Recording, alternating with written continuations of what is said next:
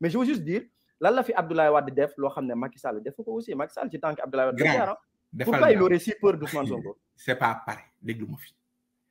ce qu'il faut savoir c'est que Abdoulaye Wade quand il parlait il a laissé même si c'est son fils traître c'est son fils il faut savoir que gis nga Macky Sall c'est le fils de Abdoulaye Wade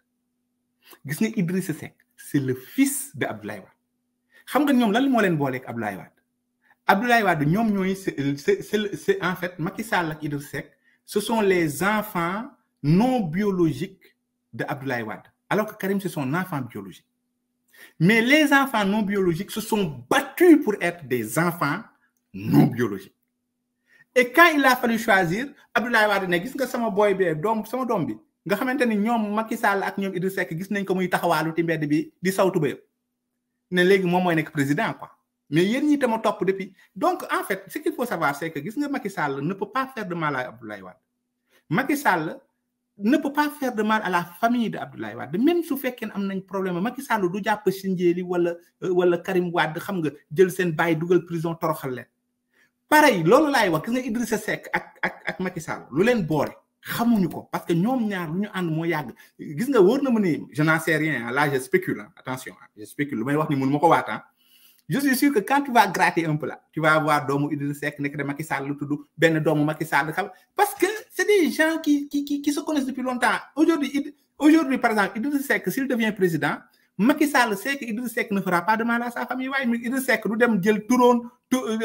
papa turandoom di dugal prison avec Sonko c'est radicalement différent gis nga tey laa lay wax xam nga man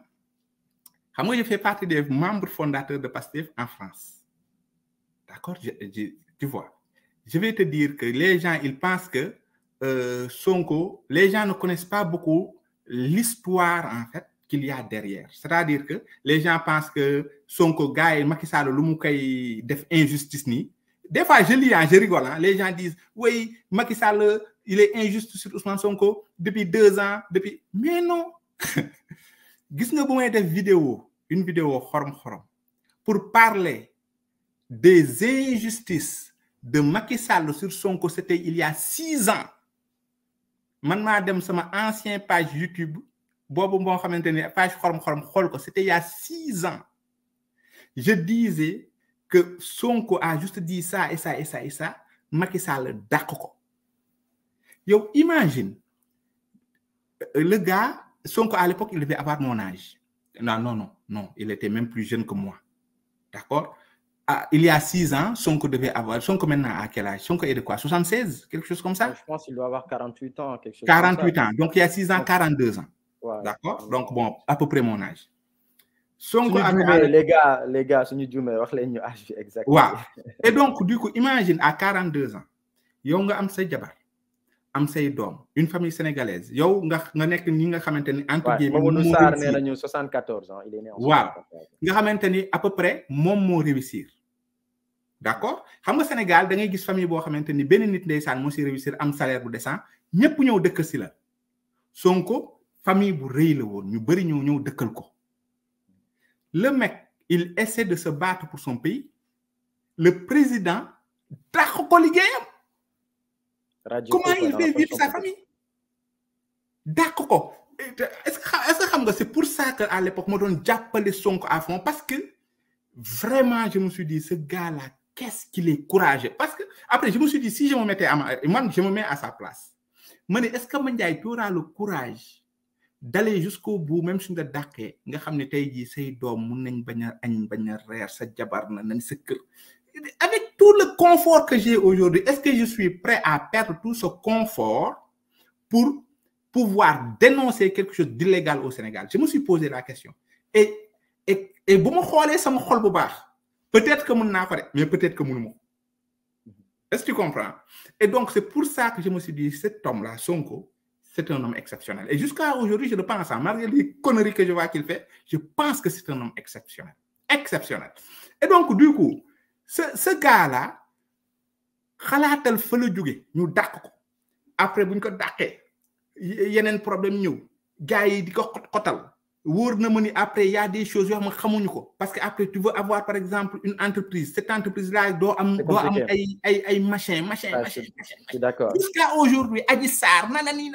mais ce gars. Non, même professionnellement, c'est ta vie est un peu bousillée, quoi. Ouais. Donc, ce qu'il faut savoir, c'est que ça fait depuis 6-7 ans qu'il subit Macky Sall, qu'il le subit. Est-ce que tu comprends? Donc, même s'il fait que nous, aujourd'hui, Sonko, la dernière fois, dans son truc là, il est posé, il dit... Mais attention, il a dit tout le contraire sur Walfadjri, hein. C'est-à-dire qu'à chasse aux sorcières, il ne serait jamais dans cette dynamique. C'est ce que je te dis. C'est-à-dire que sur Walfadjri, dernière fois, les Mac posé, mais avant, c'était les gars, il faut les fusiller, hein. Attention. Hein. L'air là, j'ai vu la vidéo. Hein. Le gars, il mais c'est ça. Mais maintenant, il est assez mûr, je pense. Dans la dernière fois, nous avons chasse aux sorcières. Non. Il a changé, quoi. Parce que nous avons changé. Tu vois, nous par la force, nous sommes il y a 6 ans, par la force. Hein. Il faut manger quoi. Mais c'est pas ça qui est la bonne chose. Il prend de l'âge et il devient de plus en plus sage. C'est normal, c'est normal. Et donc, du coup, son côté, il dit, oui, je ne vais pas faire de chasse aux sorcières. Mais Gomoko, j'ai l'impression que non, c'est pas important. Mais juste ceux qui nous suivent, n'hésitez pas à me dire dans les commentaires, est-ce que vous y croyez ça? Et est-ce que aussi dina nek lo xamné luy am utilité le pour Sénégal? Non, le plus important, c'est pas nous, est-ce qu'on y croit ou pas, mais est-ce que Macky y croit? Yow xalatal, le temps Sonko di wax lolu, Macky a pris le meilleur ami de Sonko, l'a foutu en tôle. Xam nga ni Bassirou Diomaye Faye, gars yi dañu xamul rek, mais Bassirou Diomaye Faye, c'est plus qu'un bras droit de Sonko. C'est son ami intime.